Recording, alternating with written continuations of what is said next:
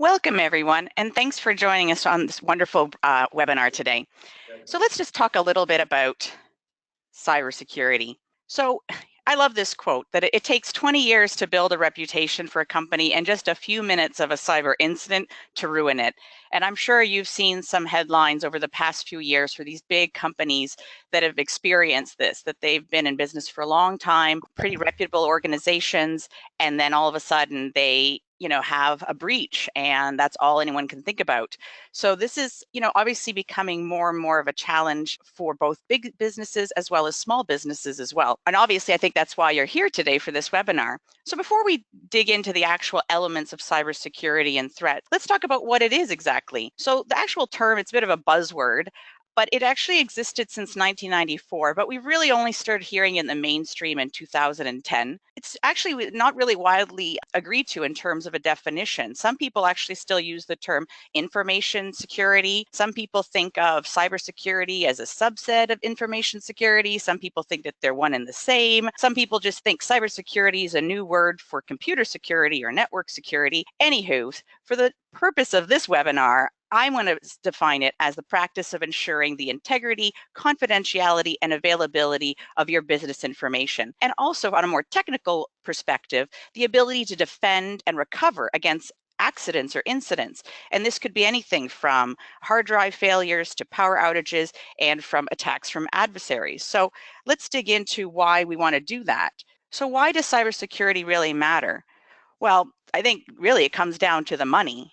So let's look at some of the figures from our recent Cybercrime 2017 report. Cybercrime damage is going to cost about $6 trillion annually by 2021. To deal with all this cyber damage, cybersecurity spending is going to exceed $1 trillion between 2017 and 2021. The human attack surface is going to reach 6 billion people by 2022. What that means is the amount of people actually on the internet.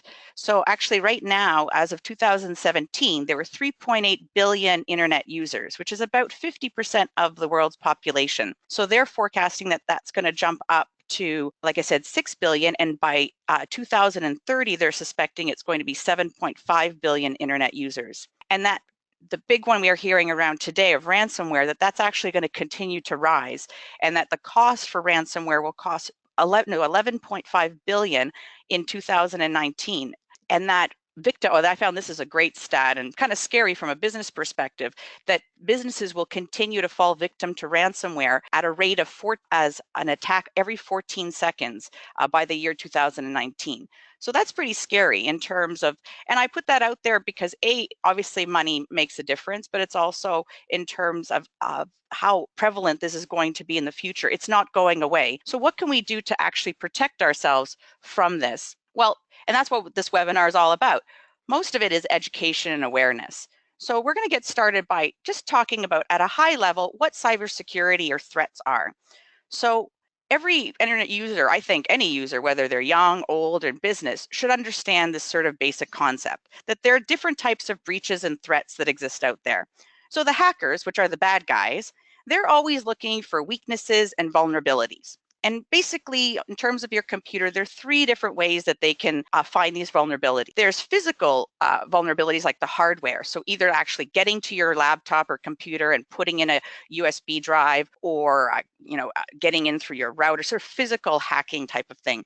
There's software hacking, which is kind of finding holes in the software to try to trick your software into doing things it's not supposed to, or trick your laptop into not recognizing software that's not supposed to be there. And then the biggest component that they like to exploit is the human component. So this is where they like to play up the fact of disguising stuff to make it look like something you trust, you believe in, and basically it's to elicit a response, whether it's clicking on something and opening up some viral software, or going to a website and giving away your information to people that you don't think you're giving it away to.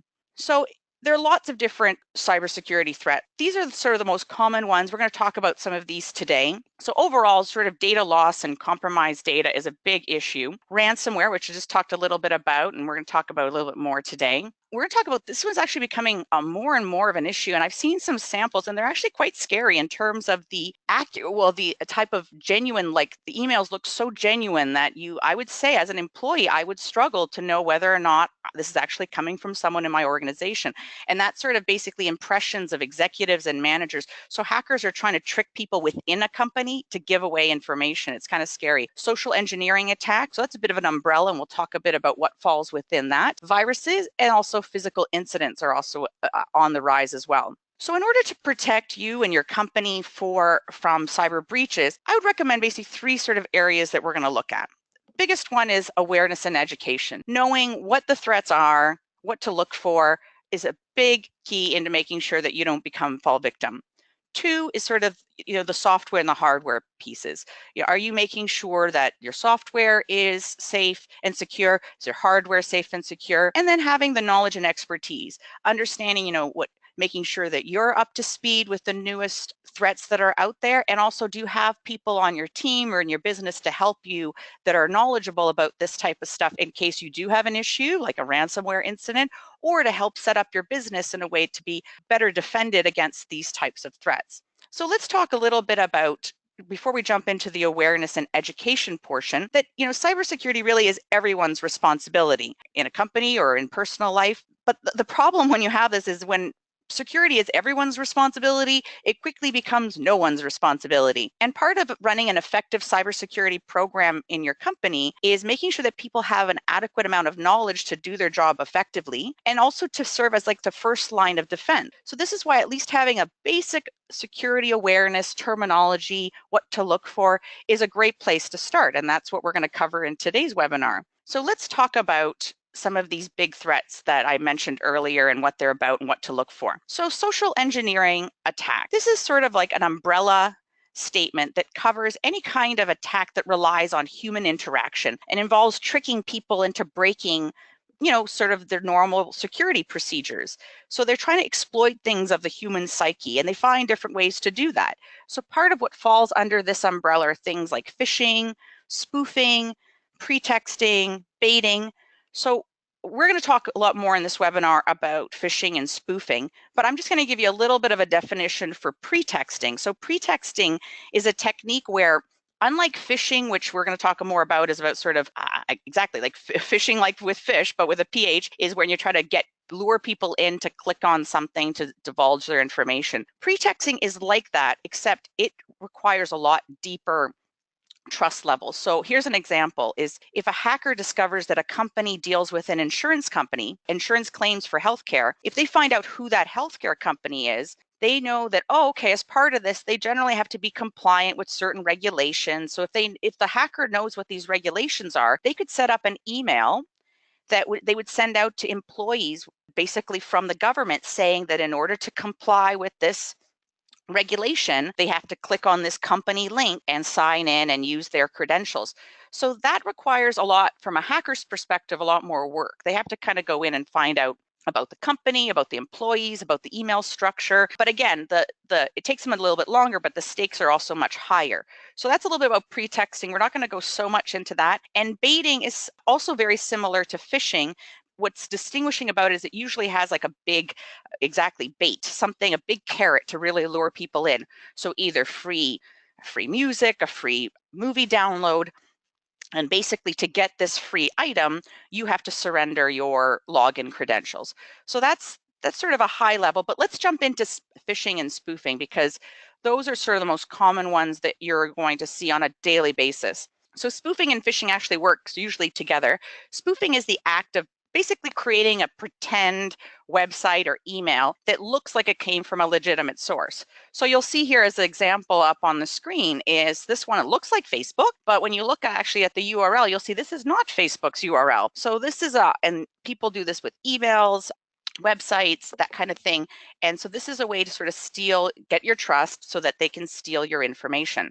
And as I mentioned, spoofing usually works together with phishing. So this is the most common threat technique used by hackers because it's really easy for them to execute, requires pretty little effort, and they can hit many thousands of people. And again, they might not trick those hundreds of thousands, but they might trick 1 or 2, and then they go from there. So Phishing is the act of basically using fake emails, text messages, websites, like I just showed you with the spoofing element, to elicit a response. So this could be a combination of sending you an email to click on it to go to a website and log in so they could steal your login credentials. It could be clicking on an email, going to a place to put in your credit card information. That'd be scary.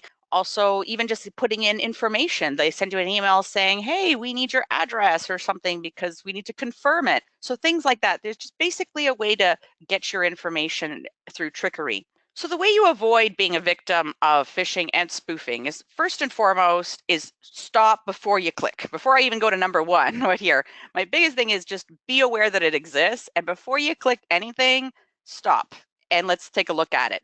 And first of it is learning to identify, like, and that's part of why I'm saying stop, because I know we are bombarded with emails. We're getting hundreds of emails a day, and it's really easy to sit there and scan, and swipe and delete, or click really quickly because we're going through them such a quick rate.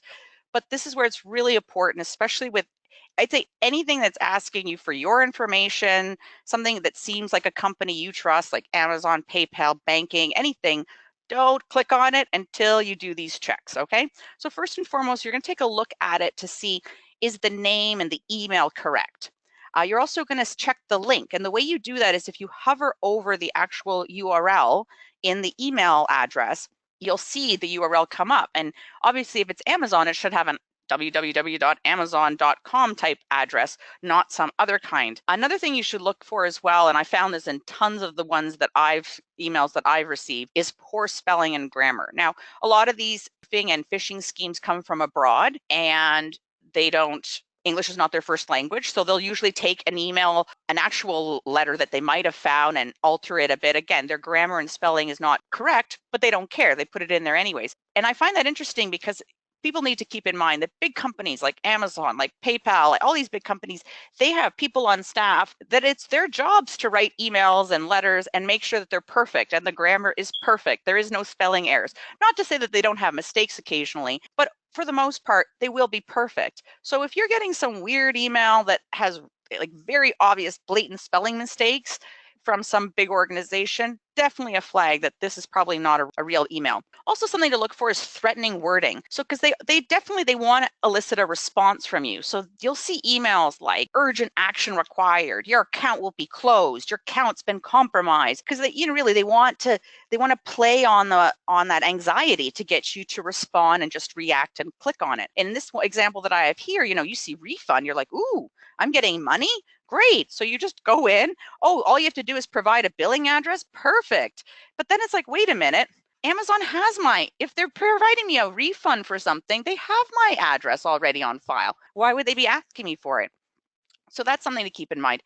Here's a few other examples. So at the top here, you'll see it looks, the email itself looks like it's from PayPal, has the right branding, but you'll see up at the top, it's the actual spelling is like weird. It's billing at PayPal with an uppercase. If you actually go to PayPal's email address, it's lowercase.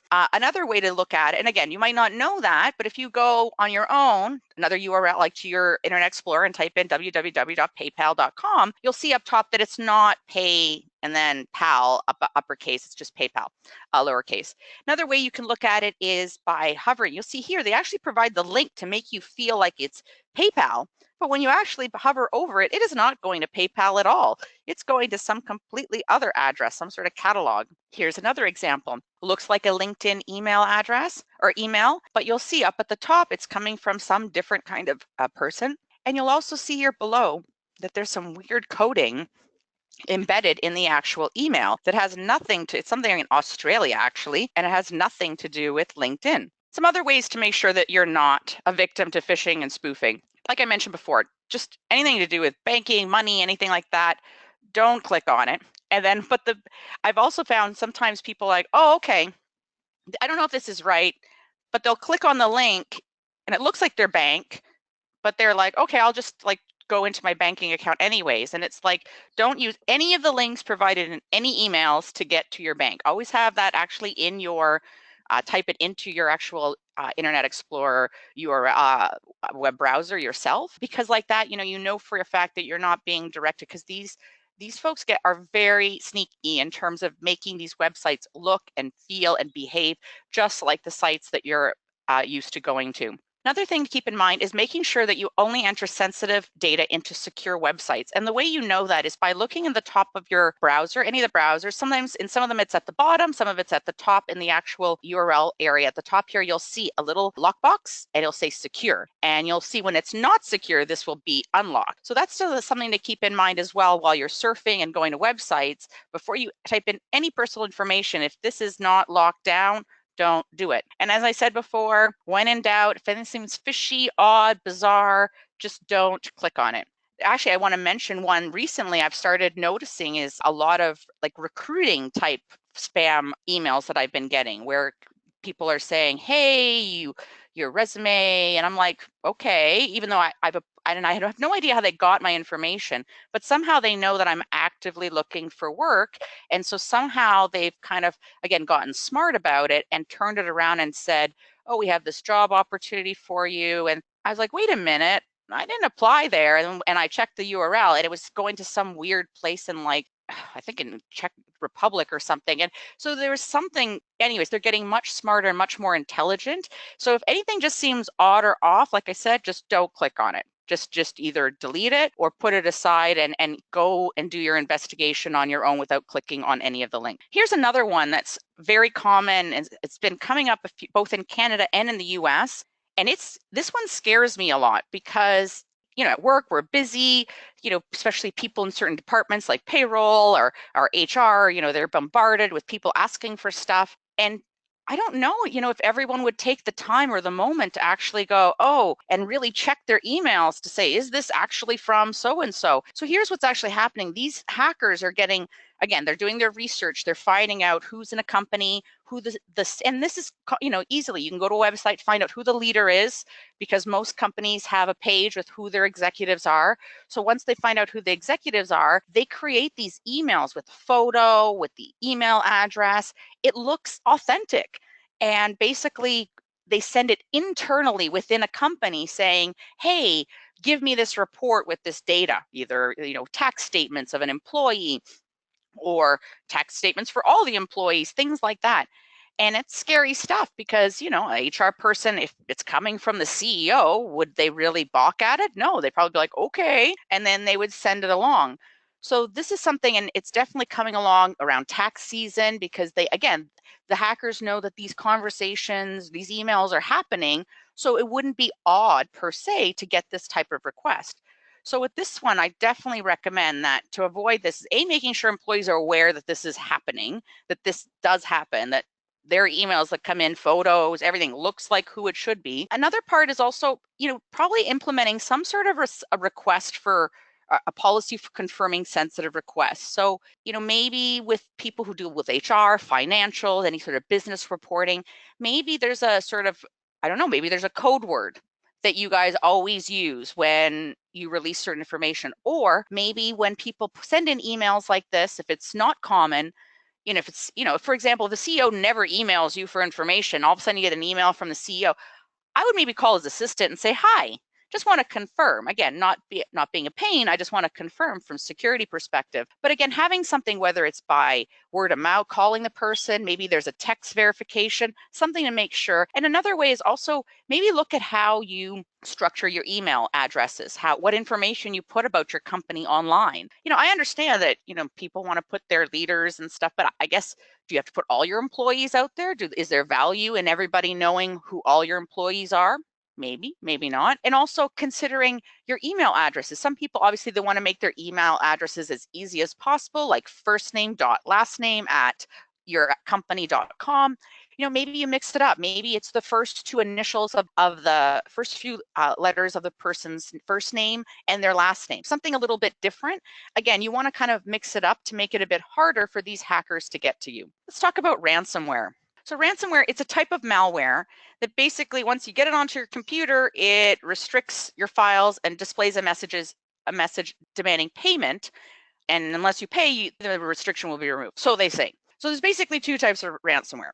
There's a lock screen, which basically, once it's in there, basically you get this thing on your screen that says, you have ransomware, and the stuff's in the background, but it basically locks down your screen and you can't access your computer in the background because of the ransomware. There's also an encryption version where basically it goes in the back end and encrypts your entire drive. And the only way then that you can get to access it is by getting the encryption code from them, and they want money for it. So both very, very scary events to go. Here's an example of one that you would get on your screen, and here they're asking for $300 worth of Bitcoin. Interesting. So my biggest recommendation is, I know it's very scary when this stuff comes popping up on your screen, is first and foremost is don't pay the ransom, because really they're meant to scare you, they're meant to intimidate you, and even there's a bit of a challenge, is some people have experienced, they've submitted the payment and they haven't guaranteed that their system has been regained access. So there's not this definite, like, you pay and then everything's back to normal. I would,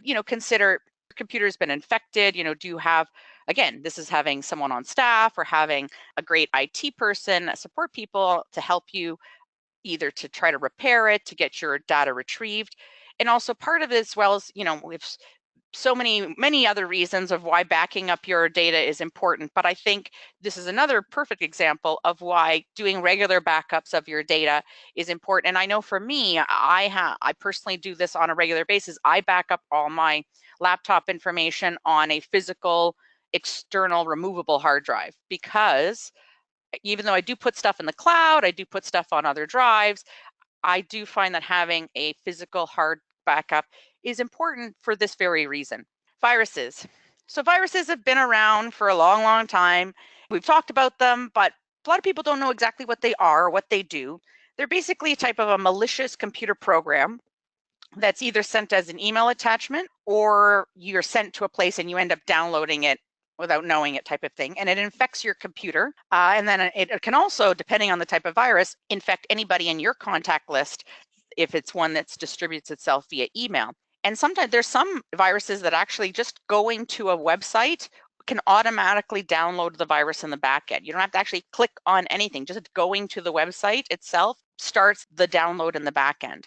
So these viruses, they really can do a range of damage. They can send spam. They can provide criminals with access to your computer, to your contact list. They can scan and look through your computer for information that it deems might want, like passwords, financial information. It could hijack your web browser. It can disable your security settings. It can display unwanted ads. And another thing too is sometimes when they're running, viruses can attach itself to different programs. And so when you end up working with different programs and other people are working, you could spread them to other people in terms of via the cloud. So, and that's the thing, the variation of viruses out there are huge. But thankfully, there are lots and lots of antivirus programs out there. There are free ones, there are paid ones. I personally believe you get what you pay for. So investing a little, again, this is your security of your data. So investing a little bit more and making sure that you have a decent antivirus. And then part of it too is making sure that your antivirus is up to date. I can't imagine how many people I've talked to who they have it, but then it expires and they're like, and I'm like, no, it's not. You have to actually go and make sure you pay and keep it up to date, because that's what they're doing. And these companies spend, their business is keeping up to all the hackers and all the variations of viruses that are going on out there. Now, even though you do have, antivirus, it can happen where you might get a virus. So there's some things you can kind of look for. I know even though I have an antivirus, I've had a few instances where I've noticed some of these things, and then I've gone and I've done a little update of my antivirus, and then I've run the antivirus again, the scan, even though it's supposed to be doing it automatically, and it's found it after the fact. So here's some things to sort of look for. Like if you notice your computer's taking longer to start up, or it doesn't start up at all, that's a bit of an issue. If you start clicking on certain programs and it takes longer to launch, files and data like moving or disappearing from certain places, finding that there's certain and this is what I found, is I had a certain program that just kept it was fine, and then all of a sudden it just started crashing all the time. Oh, this is also, I've experienced this, where your home page is set to a different browser. So you've set it to Google, or you've set it to whatever you wanted your home page to be, and all of a sudden you come back to your web browser and it's somewhere else, and you're like, wait a minute, that's definitely a sign that something's been tampered. Also noticing that you're just either web pages are slow to load, possibly if your your display looks fuzzy, or just not, maybe it's a little bigger, the fonts are bigger or really small, could be an issue. Or also noticing that there might be programs, like I had one incident where I had a program that kept, and I couldn't turn it off. And I uninstalled it, and wouldn't let me uninstall. And that's when I knew that something has gone terribly awry and that there was some sort of virus that was locking down this software and not letting me uninstall it. But anything that looked kind of fishy, kind of suspicious like that, definitely, don't turn your eye, and definitely sort of either run your virus program, run a different virus program. That kind of stuff will definitely help. So we talked about, so this is that was the education portion, and understanding, what the types of threats are and how you can sort of identify them. And now we're talking about hardware and software. So the first part was more about from the human aspect. This is the back end. Now, obviously, as a human, you have the control to make sure that you have the right antivirus and the right hardware equipment and stuff like that. But this is more the manual stuff in the back end. So there's software threats. So we have malware, which I sort of mentioned, that it goes into your software, or it goes into your browser, or it goes into your operating system. Basically, it goes wherever they want it to go, and it alters stuff, and it can steal information. It can constantly feed information to the hacker on a regular basis. Lots of scary stuff with malware, like I said, because of the variation out there. Definitely important to have a good antivirus to prevent that. Trojan horses. Back in the early 2000s, there's sort of big influx of Trojan horses. They seem to kind of disappear for a while, but they're definitely coming back with a vengeance, so it seems. And basically, they seem, well, like it's like the history lesson of a Trojan horse. They seem like a legitimate piece of software. You think that you're installing something that you're supposed to be installing, but actually in the back end of this software, there is a bad piece of software. And so when it launches, very similar to malware, as you launch it, it basically populates in the back end, and it can do a variety of things. It could lock down your computer, it can share information, it can do all the various same things that a malware could do. And then there's another classification of spyware. So similar to malware, but spyware is specifically doesn't really want to alter things. It doesn't really want to like play around with your software. It really wants to just exist in the background and watch you and watch information. And it can either and send that watched information to whoever put it there in the first place. So again, it could watch your email. It can watch your web browser. It can watch many different things and send this information to whoever is the source of the spyware. I found that a lot of this spyware comes from like free downloads. It's usually in the back end.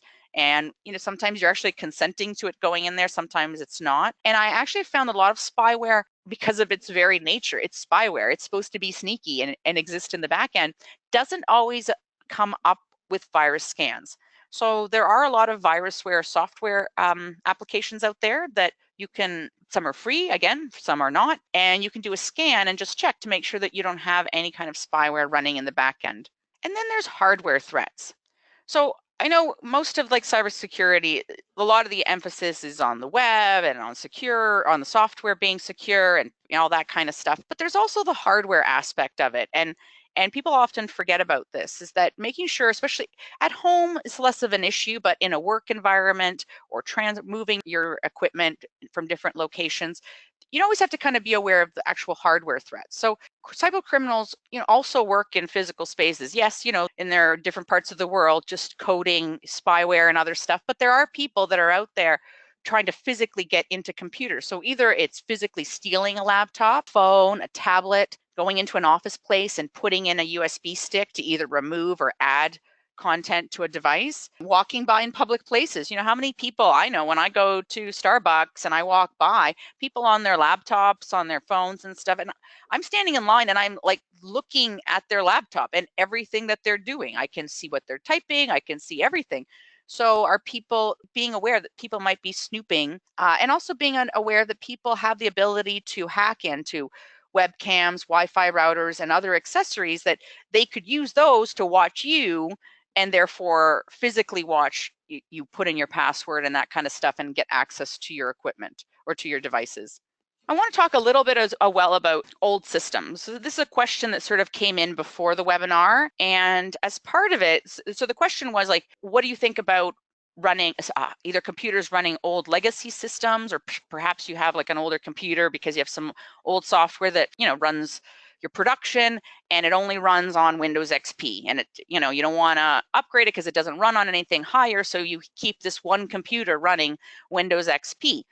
Well, there's a bit of a risk with that. So I'll give you a bit of just as a little story of warning. So last year, the UK National Health Service was basically shut down, completely shut down. Their whole health service was shut down by ransomware. And the problem was that the whole system, everybody was running Windows XP. And basically all the new patches for 2017 were not running. So they could not actually deal with the ransomware. So this was a big issue. So it wasn't just impacting one computer, it impacted thousands of computers. So with very few exceptions, like having this emergency patch, it was really expensive. They basically had to create their own patch, code their own patch. And Microsoft was like, sorry, we don't really support XP anymore. So basically the moral of the story after hearing about the UK National Health Service was that having a computer that runs XP or any old software is basically like having a castle with like no moat, no walls, no guns, no arrows. You're basically like, just open the door and let everybody in. Because unfortunately, the way things are nowadays with the way patches and systems are, they're just not supported, and you're basically and that's the issue too, is you can have this computer running, but if it's connected to your network, you potentially could infect your entire network through this one particular weak point. So that's just something to keep in mind. So some other things to keep in mind to make sure that you prevent any hardware or software compromises is making sure, like I said, regularly back up all your data. And my tip, definitely doing maybe a physical backup, like an external hard drive, making sure that all your hardware is running with the most current drivers. Like I said, people do this for a living. They spend time researching what the weaknesses are, what the hacks are, and they make sure that the drivers and the software and everything is all up to date and has no holes in it. Physically, like, lock down your equipment. So, maybe you've heard of people who put tape over their webcams when they're not using them, or if your laptop is at the office, do you have like a lock on it to make sure that no one can actually walk away from it? Are you in the front office or in the receptionist area? Do you leave your phone out? Do you leave a tablet out? Could someone walk in? Also think about having your screen locked down after a minimum time of activity. I know it's a pain. I know for me, I have it set to a minute of inactivity, and you turn around for a minute and it locks down. You're like, I got to type in my password again. But you know what? It really only takes a criminal a minute to get access something in your computer if you stepped away. So taking that extra step of just typing in your password, not a big deal if it's going to protect your information. Obvious one, ensuring your antivirus is active and up to date. Like I mentioned, running a spyware program is also helpful. Working with IT to make sure that employees don't install stuff on their devices. So I've actually worked at some organizations where if a device was provided to me, either a laptop or a phone or tablet, it's actually locked down, that no other software other than what they provide me can be installed on the device. And I think that's a great way, again, to just prevent potential of unwanted things being loaded on these devices. And then we didn't really talk too much about it, but there's a whole level of passwords and making sure that your employees use complex passwords. Because a lot of the stuff we talked to today was just giving your password out, but there's a whole other conversation that to be had about security in terms of making sure that people can't guess your password. Like I think every year they do a sort of study about people commonly use passwords, and 1, 2, 3, 4, 5, 6, 7 like continues. I think now most passwords require 8 digits. So the fact that people continue to use 1, 2, 3, 4, 5, 6, 7, 8 as a password is amazing to me.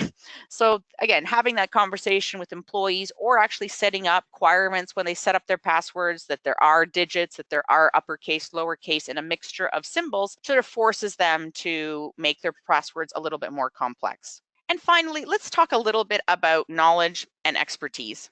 So keeping yourself up to date on what's going on in the cybersecurity world is a good way to start, because again, there's always new sort of hacks and areas of concern sort of happening. So, you could put yourself on one of these feeds just to get a regular update, weekly update.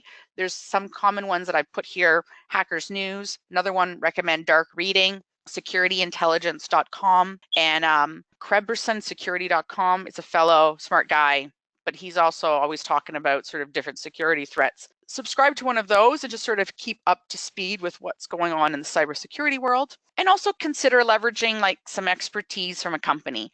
So I don't know within your organization whether you have anyone who's an expert in cybersecurity, but consider going to a company and asking them to evaluate your current security measures. And they could, a lot of them will go through what you currently do, both your software, your hardware, even your human aspect, your procedures, and they can talk to you about recommendations on how to make your business more and data more secure. And they can also help you with ongoing maintenance of all of this, your antivirus and all these different devices and stuff to make sure that everything is safe and secure. Great. Well, I really hope that you guys found this webinar helpful, and I hope you'll join us for our next one.